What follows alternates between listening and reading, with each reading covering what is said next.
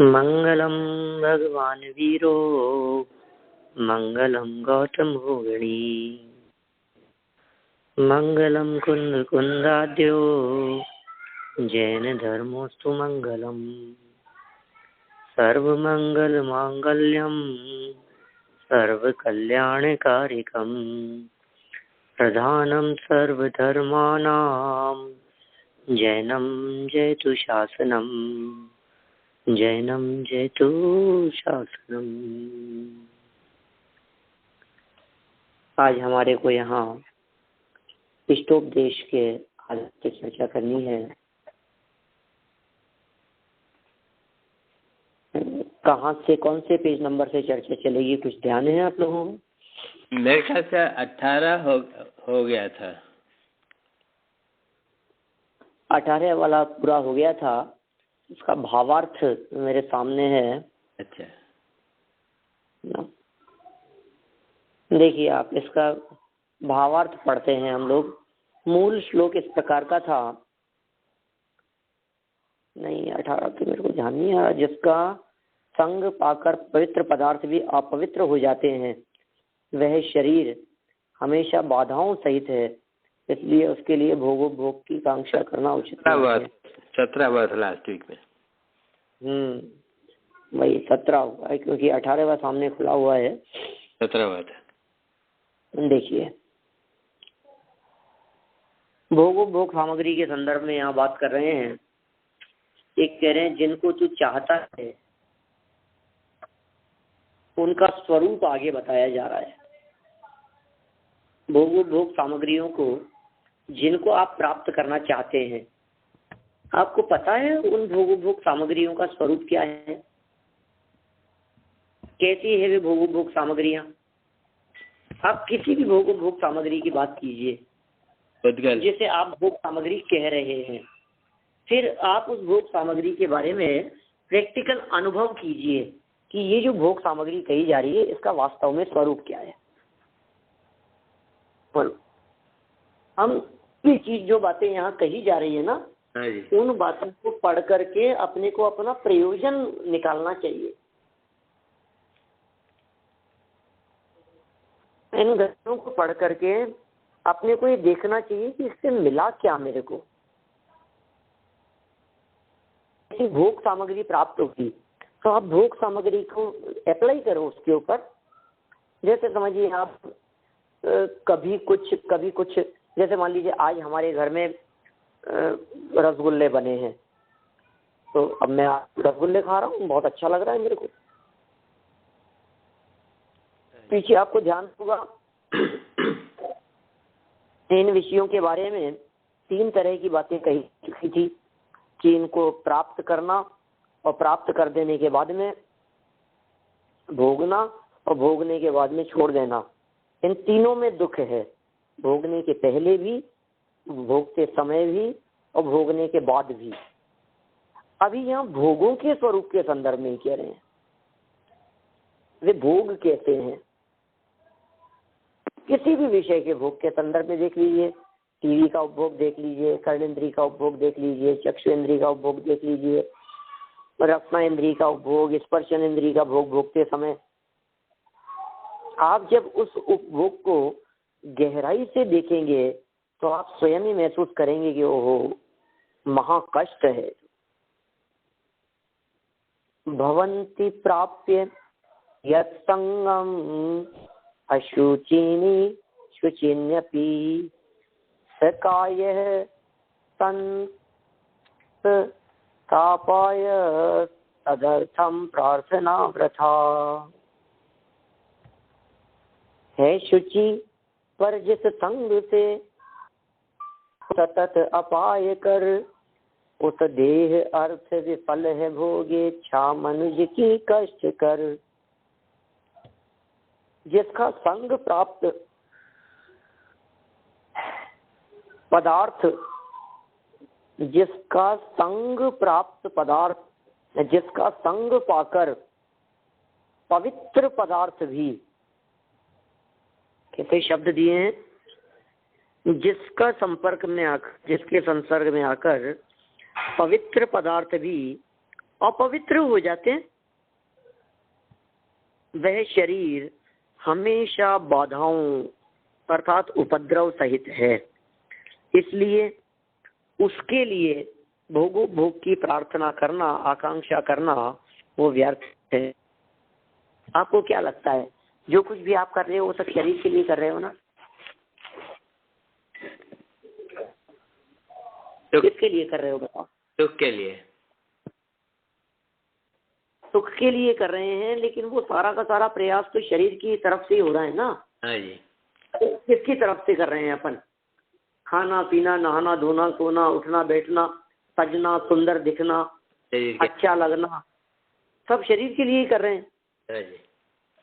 तो ये कह रहे हैं जो भी भोग सामग्री के पीछे आप पड़े हुए हो, वो सारी की सारी भोग सामग्री वो इस अपवित्र शरीर के लिए, जो सामग्री इस शरीर के संग में आएगी वो सामग्री भी अपवित्र हो जाएगी, वो पदार्थ भी अपवित्र हो जाएगा, वो भी अशुचि हो जाएगा। वह शरीर हमेशा बाधाओं सहित है। उस शरीर में परेशानियां चलती रहती है। अच्छा, शरीर को कितना खिलाएं कि भूख नहीं लगे, शरीर का कितना ध्यान रखें कि बाल सफेद नहीं हो ही नहीं सकता। कोशिश तो बहुत करते हैं, हम कितनी कोशिश करें कि हमारे चेहरे पर झुर्रियां ना पड़े, कितने प्रयास किए जाएं, कब तक किए जाएं, किस प्रकार से किए जाएं। नहीं होगा भैया, नहीं है, हाथ में नहीं है। ये आपके प्रयोजन सिद्ध नहीं होगा इससे। आप भले ही दिन रात इसके पीछे लगे रहो। तो कई आचार्यों ने तो ऐसे शब्दों के प्रयोग किए हैं कि ये शरीर तो कृतघ्नि है। कृतघ्नि मतलब जानते हैं आप? उपकार को भुला देने वाला, उपकार को याद नहीं रखने वाला, वो कृतघ्नि कहलाता है। जिसका आपने बहुत भला किया हो, सहयोग किया हो, और वो आपके उपकार, सहयोग और भलाई की अंश मात्र भी कद्र न करे, उसे हम क्या कहते हैं? कृतघ्नि। ये शरीर भी ऐसा ही है। आप इसको खूब खिलाओ, खूब मिलाओ, हैं, खूब घी से, हैं, समझो आप दूध दही से, मेवा मिष्ठान से, रबड़ी से खूब इसका संभालने का प्रयास करो इसको। लेकिन फिर भी क्या होगा? ऐसा करने के बावजूद भी चलेगी नहीं, बिल्कुल नहीं चलेगी आपके ऊपर, क्योंकि ये शरीर हमारे हिसाब से चलता ही नहीं है ना, बिल्कुल भी। अशुचि और अपवित्र कह रहे हैं इसको, तो ये अपवित्र है, अपवित्रता का ही बना हुआ है, कृतघ्नि है, धोखा देगा अंत में कान धोखा देंगे, आंखें धोखा दे जाएगी, आंखें काम करना बंद देगी, कानों से सुनाई देना बंद होगा। ये सब धोखा देने वाले हैं, हाथ छोड़ के चले जाने वाले हैं। आंखों में कितनी भी रोशनी डालने का प्रयास करो आप, कुछ भी डालो आप, काजल डालो, अंजन के उसमें गुलाब जल डालो, के कुछ भी करो आप, लेकिन अंत में वो साथ छोड़कर चले जाएगा।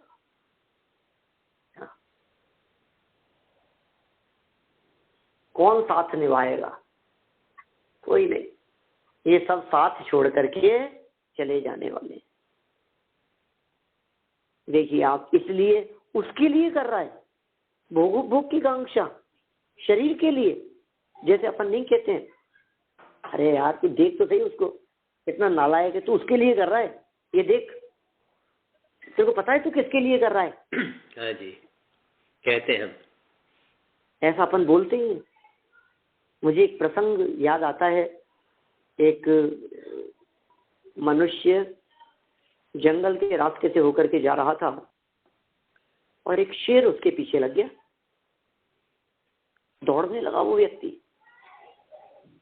दौड़ता ही जब शेर पीछे पड़ रहा था, तो दौड़ते दौड़ते दौड़ते दौड़ते थोड़ी दूर आगे चलते हुए एक पेड़ के ऊपर बैठी हुई एक बंदर ने हाथ नीचे किया और उसको हाथ पकड़ करके फटाफट पेड़ पर चढ़ा लिया। शेर तो पेड़ पर चढ़ता नहीं है ना। बंदर ने उस आदमी को बचा लिया। शेर ने कहा उस बंदर से कि देख, ये मेरा शिकार है, तो इसे मुझे लौटा दे, लौटा दे इसको मेरे को। धक्का दे दे इसको, नीचे गिरा दे इसको। बंदर ने कहा कि नहीं, ये मेरी शरण में आया है और शरणागत की रक्षा करना ये मैं अपना कर्तव्य समझता हूं, मैं इसे धक्का नहीं दूंगा, मैंने इसको बचाया है। शेर ने कहा देख देख, काम मान के ना और धक्का दे दे इसको। नहीं माना।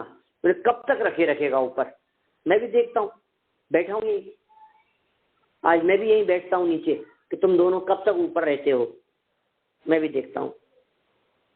10-15 मिनट हो गई, आधा घंटा हो गया, 1 घंटा हो गया। बैठे बैठे धीरे धीरे बंदर को आंख लगी। आंख लगने का मतलब नींद की झपकी लेने लगा, नींद आने लगी। तो शेर ने मनुष्य से कहा कि देख, मैं तो भूखा हूं, सीधी सी बात है।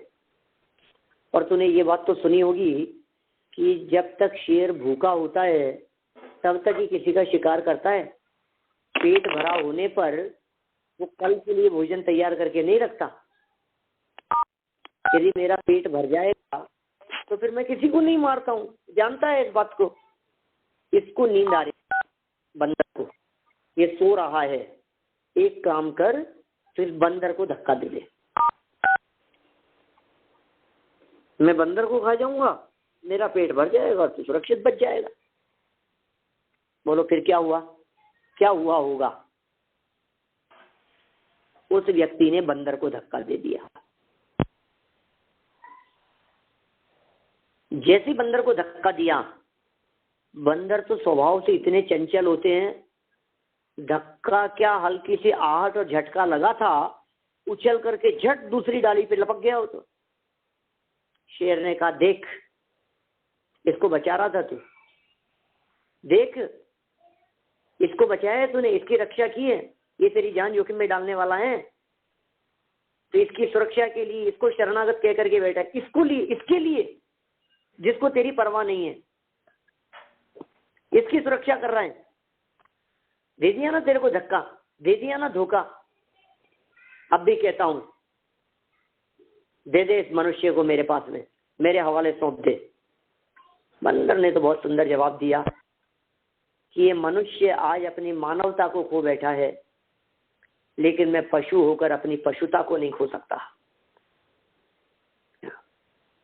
ना सुंदर उसने जवाब दिया। मुझे सिर्फ ये बतलाना है कि जब हम किसी के धोखे को प्रदर्शित करना चाहते हैं तो हम यही कहते हैं, देख लिया ना आज, इसके लिए, जिसके लिए तुमने ये काम किया, जिसके लिए तुमने ऐसा किया, जिसके लिए तुमने इतना सहा, जिसके लिए तुम इतने परेशान रहे, जिसके लिए तुमने इतनी पीड़ा बर्दाश्त की, आज उसी को देख लो, तुम्हारे को सामने जवाब देकर के चलता बना। ऐसी शिक्षा देते हुए आपको लोग कहीं भी मिल जाएंगे। वो कहते हैं देखो, जिस बेटे के लिए तुम मरे जा रहे थे, आज ये नालायक बेटा तुम्हारे को घर से निकाल रहा है। जिस बेटे को तुमने स्वयं गीले में सो करके उसको सूखे में सुलाया, आज वही बेटा खुद भूखी रहे लेकिन तुमने बेटे को खिलाया। अपनी इच्छाओं को काटा लेकिन बेटे की, बच्चों की इच्छाओं की पूर्ति करी। आज देखो तुम, देख लो तुम किसके लिए कर रहे हो। अब भी कह रहे हैं, अब भी संभल जाओ। नहीं संभलता है मोह के कारण। वो हालत यहाँ बतला रहे हैं। हम बच्चों की बात नहीं कर रहे, हम परिवार की बात नहीं कर रहे, हम लोगों की बात नहीं कर रहे, हम मानवता की बात नहीं कर रहे। हम तो ये कह रहे हैं तुम्हारा सबसे निकट का संबंधी, खाना है जन्म से लेकर मरण तक जिसका साथ निभाया, हम तो उसकी बात कर रहे हैं। जन्म से लेकर मरण तक जिसको सजाने संवारने में लगे रहे, उसकी बात कर रहे हैं। हम उस साथी की बात कर रहे हैं जिसे आप अपना अपना कह करके अपने जीवन के बहुमूल्य समय, बहुमूल्य क्षण जिस देह के लिए न्यौछावर करते रहे, हम उसकी बात कर रहे हैं। अंत समय में ये तेरी रंच मात्र परवाह नहीं करेगा और छोड़ करके चला जाएगा, या तुझे अपने में से निकाल फेंकेगा और तुझे निकल करके जाना पड़ेगा। और समय ऐसा आएगा बिना नोटिस के एकदम चलो बाहर। अब दूसरा, अब दूसरा ठिकाना देखो, ढूंढ ले ठिकाना चेतन ढूंढ ले ठिकाना, आया कहाँ से कहाँ है जाना, ढूंढ ले ठिकाना चेतन ढूंढ ले ठिकाना। एक दिन तेरा गोरा तन ये मिट्टी में मिल जाएगा, कुटुंब कबीला खड़ा रहेगा, कोई बचा न पाएगा, नहीं चलेगा कोई बहाना, ढूंढ ले ठिकाना चेतन ढूंढ ले ठिकाना।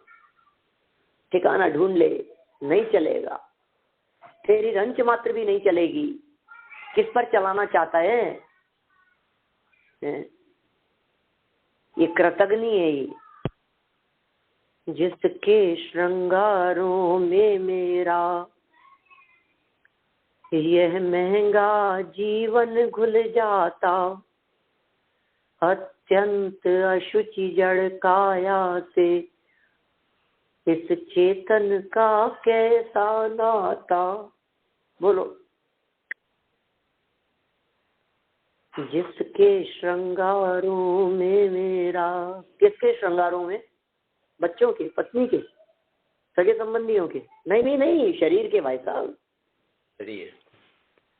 यह महंगा जीवन घुल जाता, बहुत बहुमूल्य जीवन नष्ट हो रहा है, बहुत बहुमूल्य जीवन बर्बाद हो रहा है, खत्म हो रहा है। अंजुरी जल्पम जवानी क्षीण होती जा रही, प्रत्येक पल जर जर जरा नजदीक आती जा रही। काल की काली घटा प्रत्येक पल मंडरा रही, किंतु पल पल विषय तृष्णा तरुण होती जा रही, तरुण होती जा रही। ओ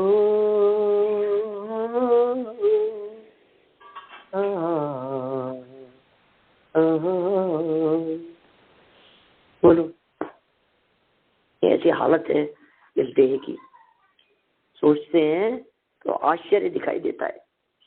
जवानी के आवेश में इतना मदहोश रहता है, इन इंद्रियों की शिथिलता की और विचार नहीं करता। लेकिन जैसे जैसे बुढ़ापा दस्तक देने लगता है ना, और आंख ना कान जब धीरे धीरे थोड़ा थोड़ा जवाब देने लगते हैं, इसके एकदम झटका लगने लगता है। अरे ये क्या हो गया, ये कैसे हो गया? अरे नहीं नहीं, बाधाओं और उपद्रवों से सही। उपद्रव, कैसे उपद्रवों की बात करें आपसे? अनेक महा उपद्रव,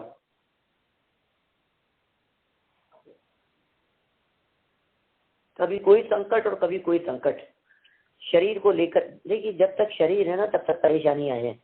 आपको कभी ऐसा भी लगता होगा कि हमारे शरीर में तो कोई संकट नहीं है, तो भूख प्यास का संकट है, सर्दी गर्मी का संकट है, बर्फ गिर रही है, भारी ठंड पड़ रही है, लू चल रही है, बहुत भारी गर्मी पड़ रही है, काय का संकट दिखाई दे रहा है? शरीर की वजह से संकट है। सिद्ध परमात्मा अनंत सुखी क्यों है? क्योंकि शरीर रहित अपने आप को अनुभव करते हैं, शरीर रहित है। शरीर नहीं है सिद्धों के, इसलिए तो कि शरीर नहीं है तो सर दर्द होगा कि नहीं? शरीर नहीं है तो कभी कभी तो घुटने भी दर्द करते होंगे। क्या बात करते हो कि नहीं? सब शरीर तो नहीं है, लेकिन कभी कभी भूख प्यास तो लगती होगी, थकान तो महसूस होती होगी ना कभी कभी। जितनी परेशानियां आपको दिखाई देती है, सब परेशानियों के मूल में यदि कोई दिखता है तो वो देह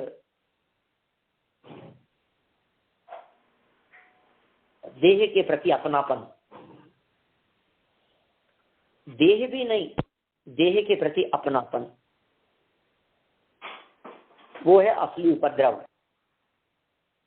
देखो मुनिराज जब ध्यान कर रहे होते हैं, जब उपद्रव होते हैं उनके ऊपर, जब हैं तो क्या होता है बताओ।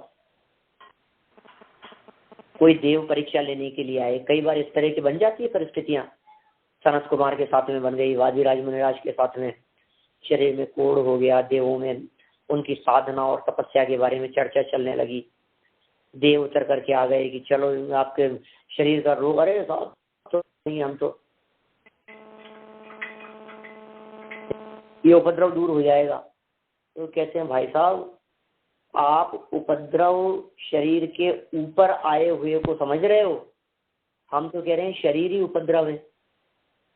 अब बोलो क्या दूर करोगे। पेशाब कैंसर हो गया, ब्लड कैंसर हो गया, हार्ट अटैक आ गया, ये हो गया, वो दुनिया भर की समस्याएं प्रॉब्लम्स बतला रहे हैं। जैसे मान लीजिए अब आप क्या कहेंगे, अरे भैया शरीर ही प्रॉब्लम है। आप घर की छोटी छोटी सी प्रॉब्लम बतलाओगे, अगर घर में रहना ही अपने आप में आपदा है। जो लोग गृहस्थी में बंधे हैं और बंधना चाहते हैं, वो लोग को अपने ऊपर स्वयं ओढ़ते हैं। अब जो स्वयं विपत्तियों को अपने ऊपर लादना ओढ़ना चाहते हैं, अब उनको कौन बचाए। इन्होंने कहा कि जिसके संग पाकर पवित्र पदार्थ भी अपवित्र हो जाते हैं, वह शरीर हमेशा बाधाओं सहित है, वो शरीर हमेशा उपद्रवों सहित है, वो शरीर हमेशा बोझा है आपके तन पर, तन के ऊपर का बोझ है। इसलिए इसकी परवाह नहीं करना। ना भोजन मिलेगा, अरे परवाह नहीं करना। मुझे याद आते हैं ऋषभदेव परमात्मा 6 महीने तक उन ऋषभदेव स्वामी को, सोचिए आप कल्पना कीजिए, आहार का योग नहीं था, नहीं तो उठे नहीं, विधि नहीं मिली, मतलब उठे ही नहीं, इच्छा ही नहीं थी। फिर उसके बाद 6-7 महीने तक उनको विधि नहीं मिली, रोजाना जाते थे आहार के लिए। सबको पता है ना घटना, ऐसा पाप कर्म का उदय था। जी। रोजाना आहार के लिए जाते थे और निरंतर भोजन नहीं मिलता था। अच्छा मैं आपसे पूछता हूँ, यदि एक दिन चक्कर लगा करके आए, आहार नहीं मिला, दूसरे दिन फिर गए, नगर में गए, आहार नहीं मिला, लौट करके आ गए, तीसरे दिन फिर उठ करके नगर में गए भोजन के लिए, विधि नहीं मिली, वापस लौट करके आ गए, चौथे दिन फिर अलग एरिया में गए, आहार के लिए नहीं मिली, वापस लौट करके आ गए। उनको इतना सा विकल्प करना था। अवधि ज्ञानी थे ना, मने प्रिय ज्ञानी भी थे ना। जानते हैं ना आप अवधि ज्ञान मने प्रिय ज्ञान का तो क्या स्वरूप होता है। जी। जन्म से तीर्थंकर बनने वाले जीव मति, श्रुत और अवधि ज्ञान के धारी होते हैं। जी। और दीक्षा लेते ही उनको अपने आप मन पर ज्ञान प्रकट हो जाता है, ऐसा नियम है।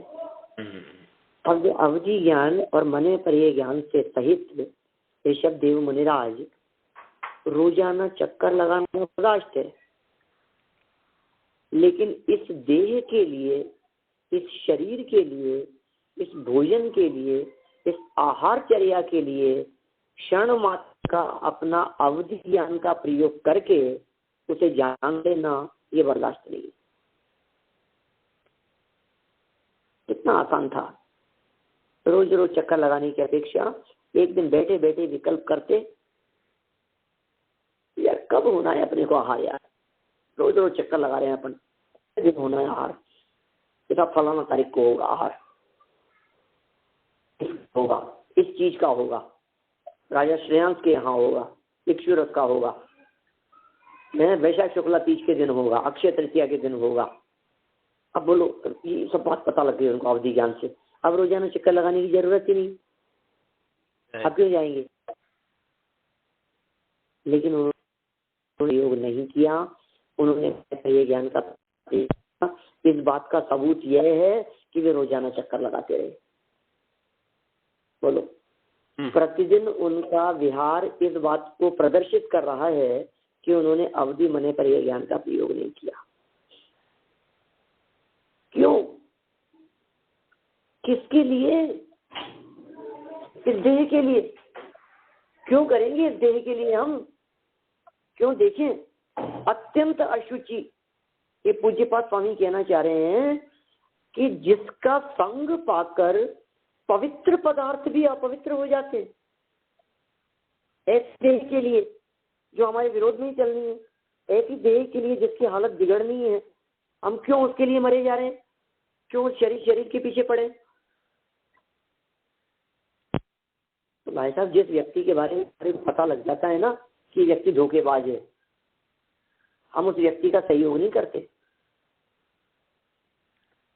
एक घटना को देख कर तुरंत पकड़ लेते हैं, और यार ये देखो इसकी हालत, मैं जिसके लिए मरे जा था उसकी हालत कितनी खराब है, ये कितना धोखेबाज निकला।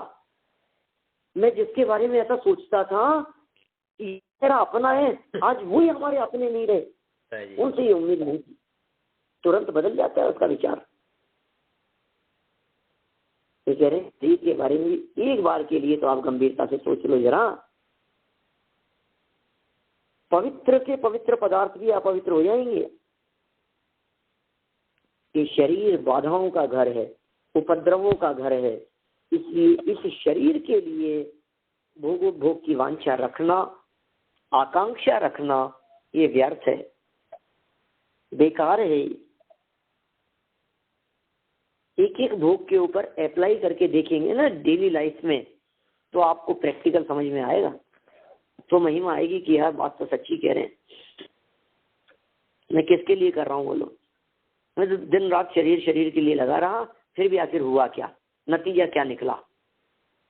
वही घुटनों का दर्द, वही कमर दर्द, वही सर के बाल निकल गए, वही आंखें खराब हो गई, कानों में मशीन लग गई है, बिना लकड़ी के चला नहीं जाता है, उठे बैठे जाता नहीं है। ये तो हो रहा है ना।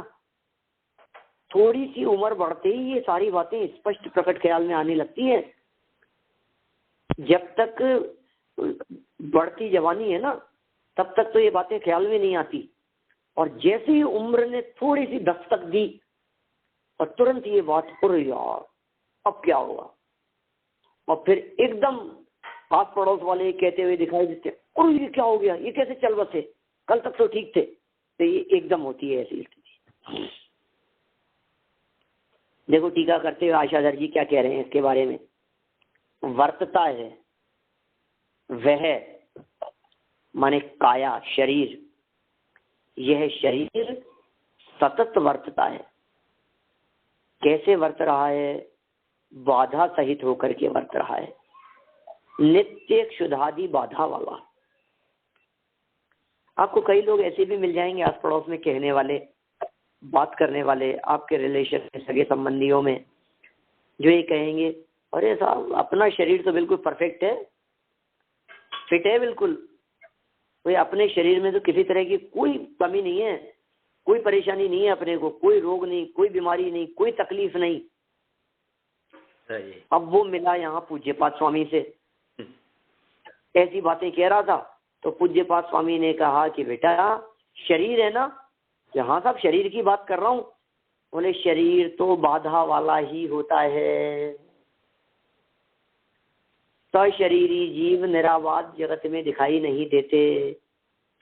शरीर होगा तो बाधाएं लगी रहेगी, शरीर रहेगा तो कभी खांसी, कभी जुकाम, कभी पेट में दर्द, कभी सर में दर्द, और ये सब यदि कदाचित न भी होवे तीव्र पुण्य योग से, तो भी क्षुधा बाधा से रहित तो नहीं होगा। अरे तीर्थंकर बनने वाले जीवों के भी भले ही निहार न हो, लेकिन आहार तो होता ही है।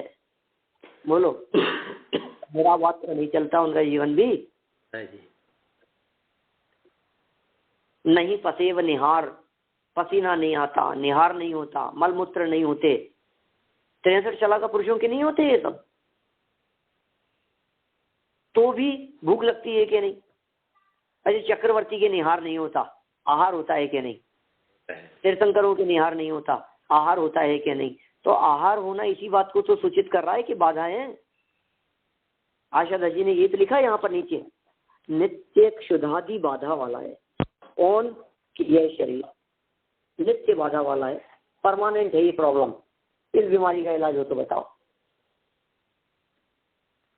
इस बीमारी का इलाज कहीं भी नहीं है। देखो, जिन बीमारियों का इलाज दुनिया में कहीं नहीं होता, उन बीमारियों को दूर करने के लिए जिनेंद्र देव की शरण में जाता है। बोलता है ना, बोलो रोजाना अर्घ चढ़ाते समय क्षुधा रोग विनाशनाय, तो रोग लगाए ना।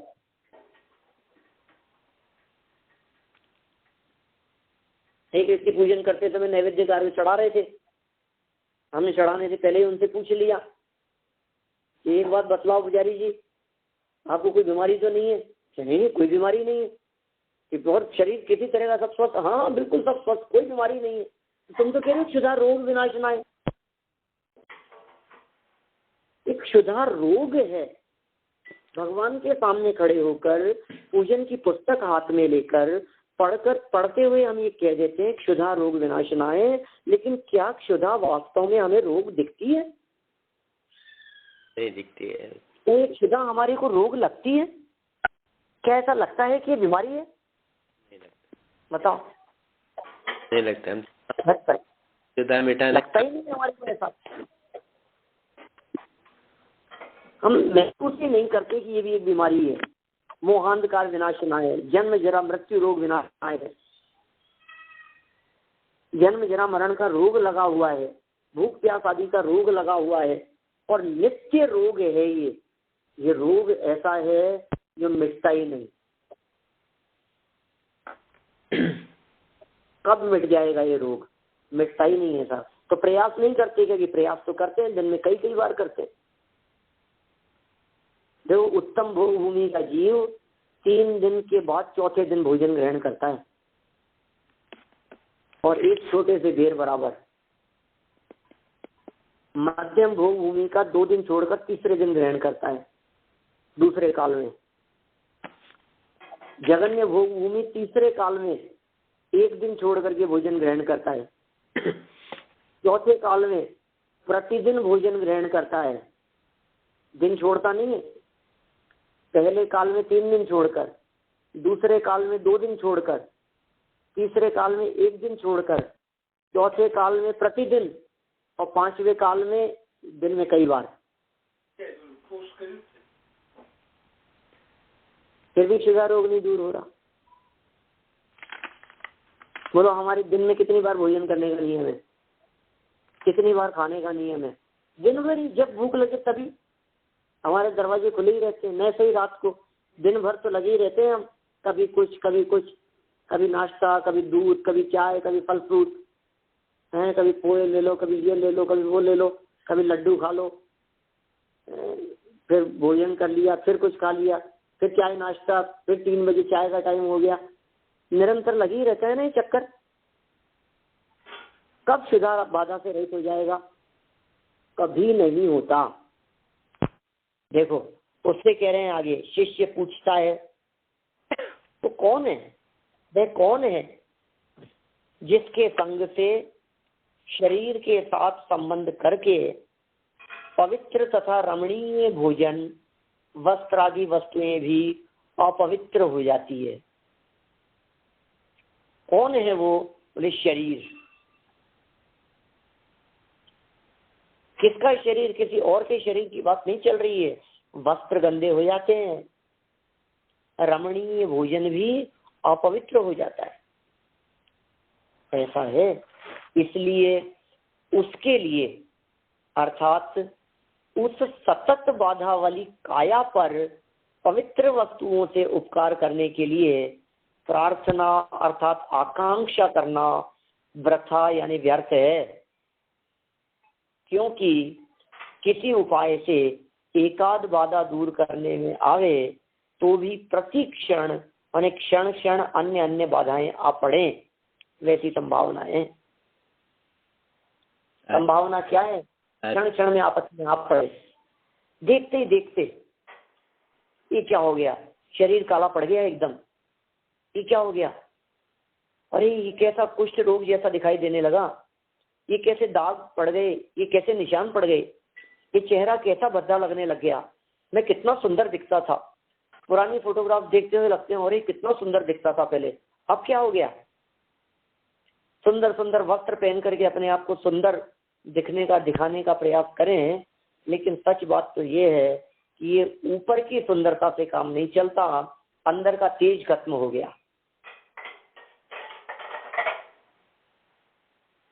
अन्य अन्य बाधाएं आ पड़े, ऐसी संभावना तो बराबर बढ़ती रहती है, प्रतिक्षण ऐसी संभावना बनी रहती है, तो संभावना के कारण दिखती रहता है। देखिए जो बीमार हो गए हैं, जो परेशान हो गए हैं, जिनको परेशानियों ने, रोगों ने आकर घेर लिया है, वो तो हैं ही, उनकी तो क्या कहें अब। लेकिन जो स्वस्थ हैं वे भी कहाँ निश्चिंत हैं। स्वस्थ लोग कौन से निश्चिंत हैं? आप क्या सोच रहे हैं कि हम स्वस्थ हैं तो हम तो निश्चिंत होंगे? नहीं भैया, नहीं। आपके चित्त में निरंतर ये बना, नहीं नहीं इन्फेक्शन हो जाएगा, नहीं नहीं गंदी चीज मत खाओ, अरे नहीं नहीं ये मत करो, नहीं नहीं कहाँ का पानी, नहीं नहीं ये ऐसा नहीं, ये वैसा नहीं, अरे नहीं रोजाना कसरत नहीं करोगे, देखो भाई साहब शरीर बिगड़ जाएगा। देखो कितना सोचते हैं हम, बिगड़ा नहीं है, बिगड़ न जाए। क्या चल रहा है बोलो दिलो दिमाग में? जी बिगड़ नहीं जाए, खराब नहीं हो जाए, हैं? स्थिति ना प्रतिकूल हो जाए, इसका मतलब खराब हो जाएगा तब तो आकलित रहेगा ही, खराब होने के पहले भी इस शरीर की वजह से क्षण क्षण में बाधा दिखाई दे रही है। देखिए भावार्थ में लिखते हैं, भावार्थ और करता हूँ इसका, पूरी करें हम बात। किसके घर से आवाज आ रही है? शरीर के प्रति संजीव जी एक सेकंड, राग हमेशा संतापजनक है। एक सेकंड संजीव जी, कृपया अपना फोन म्यूट कर दीजिए, बहुत डिस्टरबेंस आ रहा है आपके यहाँ से। So how much bad you're feeling achy? Please mute your phone. अभी उनका फोन म्यूट कर सकते हो आप? It could be the flu then. You know. So do you want me to call you for Tamiflu? बहन जी अपना phone mute कर दीजिए, फ्लू वाले बहन जी। Achy all over, which might be because of the flu-like thing. But if you want me to call for कोई बात नहीं, चल जी भाई साहब कोई बात नहीं, ठीक है, उनको अपना काम करने देंगे, अपन अपना काम करें। हाँ शुरू की 5 मिनट और बचते हैं। देखिए भावार्थ में क्या कहते हैं, शरीर के प्रति राग हमेशा संतापजनक है, क्योंकि उसके साथ क्षुधा त्रषादि अनेक वेदनाएं उत्पन्न होती है, और वह रोग का घर है। शरीर कैसा है बताइए? रोगों का घर है, अन्य रोगों की खान है। सुनिए, ज्ञान सुखों की खान, धन भोगों की खान है, और तन रोगों की खान, ज्ञान सुखों की खान है, और दुख की खान अज्ञान। जी बहुत सुंदर। ऐसी पंक्तियां पढ़ी है, कई तीर्थ क्षेत्रों पर लिखी रहती है। क्या कहा गया है? धन भोगों की खान है और तन रोगों की खान। खान मतलब समझ गए आप? खजाना, हेलो, माइंस। खान मतलब माइंस, जिसमें जो चीज जन्मती रहती है। तो शरीर कैसा है? इस शरीर तो रोगों की खान है। शरीर के प्रति राग हमेशा संतापजनक है, क्योंकि उसके साथ प्रसादी अनेक वेदनाएं उत्पन्न होती है। वह रोग का घर है, और पवित्र तथा सुंदर भोजन वस्त्रादि वस्तुएं भी उसके संपर्क में मलिन, दुर्गंधित और अपवित्र हो जाती है। ठीक बात है। वृद्धावस्था में ऐसा स्वरूप हो जाता है, बिस्तर खराब हो जाते हैं, शरीर दुर्गंधित होता है, अपने बच्चे ही अपने पास में बैठना पसंद नहीं करते, गलता है शरीर, फोड़े फंसियां हो जाए, कोई बीमारी हो जाए, कोई दाद खाज हो जाए, अत्यंत अपवित्र और दुर्गंध निकलती है उससे, आँख खराब हो जाती है, कफ बनने लगता है। ये तो वृद्धावस्था में दिखती है, अपने देखिए लोगों की दशाएं। बुढ़ापा बहुत खराब है। बुढ़ापा क्या खराब है, यौवन अवस्था में बुढ़ापा दिखे, यौवन अवस्था में बुढ़ापे की अवस्था नहीं दिखती है, वो बहुत खराब है। वो तो क्या खराब है और क्या अच्छी है, वो तो परिस्थितियां जैसी बनेगी तैसी बनेगी, लेकिन उसमें संभलता नहीं है। असली खराबी तो यहाँ है। ऐसे घृणित शरीर को अच्छा रखने की दृष्टि से भोगोपभोग की सामग्री की इच्छा करना वो निरर्थक है। आप जो भोगोपभोग सामग्री की इच्छा रख करके शरीर को सुखी करने का प्रयास कर रहे हैं, ये इच्छा ही निरर्थक है। वास्तव में शरीर आदि संताप का कारण नहीं। ये बहुत निष्कर्ष वाक्य कह दिया मैंने। यहाँ इतने सुंदर सुंदर वाक्य कहे हैं जिनके माध्यम से कहीं कोई मिथ्या अभिप्राय या मिथ्या अर्थ ग्रहण करने की गुंजाइश नहीं रहती।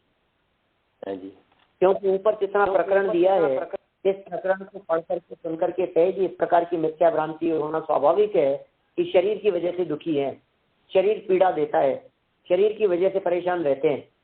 हम क्या करें साहब, शरीर के आगे हमारी चलती नहीं है, शरीर पे बस नहीं चलता, इसलिए मैं तो बहुत ही परेशान हो गया अब तो। यहाँ आचार्य देव कह रहे हैं वास्तव में शरीर आदि संताप का कारण नहीं, अपितु किंतु परंतु उनके प्रति होने वाला ममत्व भाव, एकता बुद्धि ही संताप का वास्तविक कारण है। देह दुख का कारण नहीं है, देह का नेह दुख का कारण है। ठीक है, तन नहीं, तन से तन्मयता दुख का कारण है। तन दुख का कारण नहीं है, लेकिन तन से तन्मयता है, वो दुख का कारण बन रही है। देह नहीं, देह से जो नेह है, देह से जो अपनापन है, देह से जो एकत्व ममत्व बुद्धि है, वो संताप का कारण बनती है। जिसको शरीर के प्रति महत्व नहीं है, उसको शरीर को अच्छा रखने की बुद्धि से भोग की सामग्री की चिंता या इच्छा नहीं रहती। ऐसे मुक्ति मिल गई उसको, जिसने मुक्त छोड़ दिया। शरीर के प्रति जिसको अपनापन नहीं है, जो शरीर को नहीं चाहता है, शरीर का ममत्व जिसका टूट गया है, अब उस व्यक्ति को शरीर को अच्छा रखने की बुद्धि से भोग सामग्री चाहिएगी क्या? उसकी भी चिंता नहीं होती, उसकी भी इच्छा नहीं रहती। देखिए फिर से शिष्य कहता है कि तब धनादि से भी आत्मा का उपकार होगा। अर्थात भगवान शरीर सतत बाधा का कारण होने से उस पर धनादि से उपकार नहीं होता। तो आत्मा का उपकार केवल उपवास आदि तपश्चर्या से ही नहीं, किंतु धनादि से भी होगा। आत्मा का यानी जीव का उपकार यानी अनुग्रह होगा, ऐसा अर्थ है। तो शिष्य की तरफ से बात कही है, यहाँ प्रश्न उठाया है, आगे गुरु उसका आगामी श्लोक के अंदर जवाब देने वाले हैं। यहाँ पे प्रश्न क्या उठाया है? चाहिए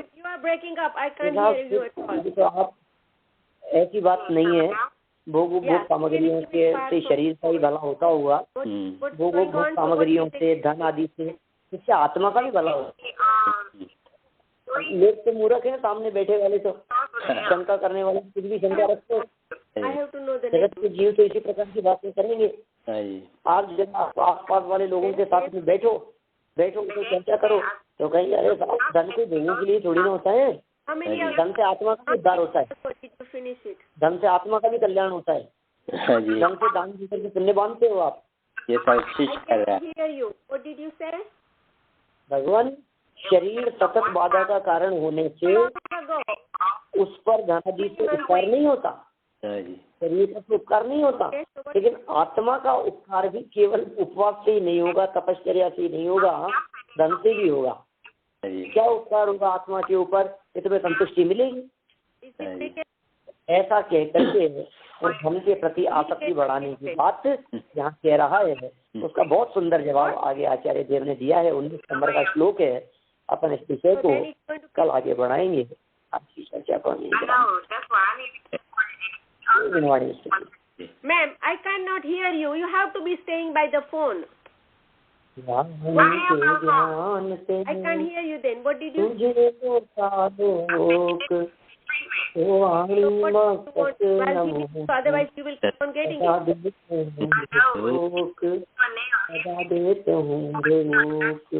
नौ वर्णों का क्या मंत्र बोलिए। He's getting his treatment for now. He's at the doctor now to get his treatment. I couldn't make it to the today.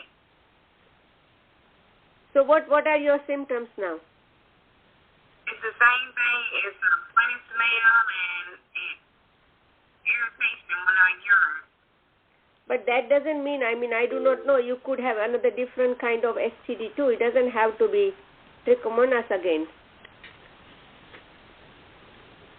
Okay, so I need to go to the doctor? Yeah, if you want to check it out, I doubt, if you were treated again, but it's possible you may be getting it again, but I'm giving you blindly the flagell if you want. Jinendra, जय जिनेन्द्र, जय जिनेन्द्र, धन्यवाद बहुत। को कला बहन, उषा बहन hello कला बहन, आप इनको म्यूट नहीं कर पाए आज? When is your appointment? Hello, किसका अपॉइंटमेंट है जी? ये उषा बहन का लगता है। I'm letting you know. I Okay. may not help you. Couldn't we mute that line? Do you have any fever? No, I have no fever. वो doctor है जो भी है। यहाँ पर ये उषा म्यूट बहन करना चाहिए ना। Ma'am, हो गया खत्म। अब क्या है, आपको क्या करना? I'm in bed. आया उषा बहन का है। You might even have a BV. Have you ever had a BV? No. So I don't know. But if it is BV, that will smell bad. Trichomonas generally doesn't smell bad. Okay.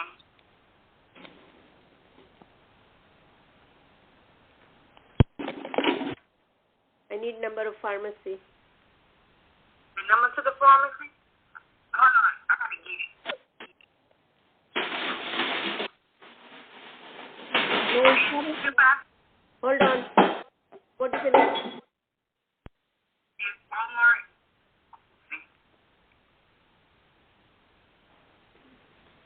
What is the number? 252 438 Okay. 9 What is it? 9096 9093. 96. Repeat it again. 252 430. I'm sorry, 438 9096. Okay. I'll go ahead and call for flagell, okay? Okay, thank you. You're welcome. Hello Usha बहन। Then hang up. Hello Usha बहन। Hello hello Usha बहन। Hello hello Usha बहन। Hello? હા ઉષા બેન, હા? એ તમારો phone ચાલતો તો તમે કોઈ તમારા પેશન્ટ જોડે વાત કરતા હતા? Oh, I'm sorry. હા તમારો I બહુ thought it was muted. બહુ નહીં, તમે જ વાત કરતા હતા ને પણ Right. હા તમને મ્યુટ કરવાનું બહુ કહ્યું પણ તમે સાંભળ્યું જ નહીં. નહીં હલો, હવે તો પતી ગયું પ્રવચન. હલો ઉષાબેન, હવે તો પ્રવચન પતી ગયું છે. પ્રવચનમાં બહુ વાર કહ્યું હતું તમને.